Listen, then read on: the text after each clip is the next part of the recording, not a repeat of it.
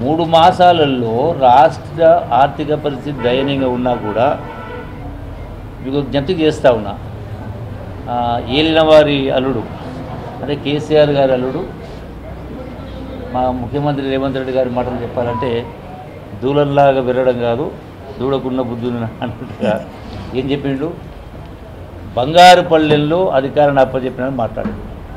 ఆ బంగారు పల్లెల్లో ఏందని ఇప్పి చూస్తే 8 లక్షల కోట్ల అప్పు, అంటే అప్పులో చిప్పు అప్పచెప్పాడు. పోనీ మీరు ఇప్పుడు ఈనాడు ఏదైతే ఆరోపణలు చేస్తూ ఉన్నారో డెఫినెట్గా రైతులకు ఎక్కడ ఇబ్బంది జరిగినా బాధాకరమైన విషయమే, రైతులను ఆదుకునే బాధ్యత ఉంది.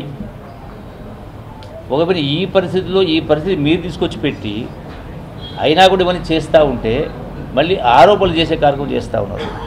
ఏం చేస్తుంది ప్రభుత్వం కింద రాజకీయాలు చేస్తూ ఉన్నారు, ఢిల్లీ పోయిస్తూ ఉన్నారు, రైతులు పట్టించుకుంటే కింద.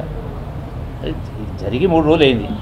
ఇప్పటికే నిర్ణయం తీసుకొని అధికార యంత్రాంగం టోటల్గా గ్రామాలు తిరిగి సర్వే చేసి రిపోర్ట్ ఇస్తారు. రిపోర్ట్ రాలే ఇంకా. రాష్ట్రంలో ఈ పంట నష్టం గురించి సుమారుగా మొత్తానికి సంబంధించి 22,000 మొత్తం రాష్ట్రంలో ఈ యొక్క పంట నష్టానికి సంబంధించి 40,000 ఎకరాలు 40,000 ఎకరాలకు పంట నష్టం జరిగింది. గడచిన ప్రభుత్వం 150,000 ఎకరాల పైన పంట నష్టం జరిగితే కూడా వాళ్ళు మొత్తం కూడా కొద్ది మొత్తం ఇచ్చి చేతి దులిపేసుకున్నారు.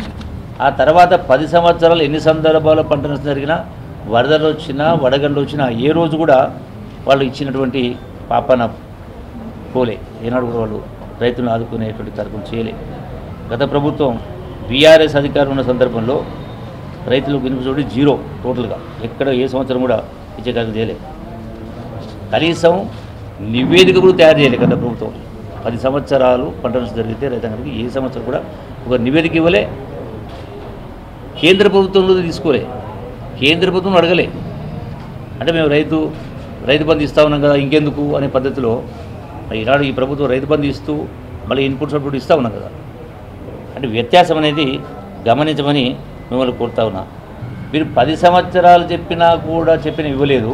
మాది 3 నెలలకే ఇది చేయలే, ఇంకా కాలే అని మాట్లాడుతూ ఉంటే అంటే కేవలం ఇప్పటికే వాళ్ళు ఓడినటువంటి ఓటమిని జీర్ణించుకోలేక మళ్ళీ ఎప్పుడెప్పుడు అధికారం రావాలన్నటువంటి ఒక తపనతోటి మాట్లాడుతూ ఉన్నారు.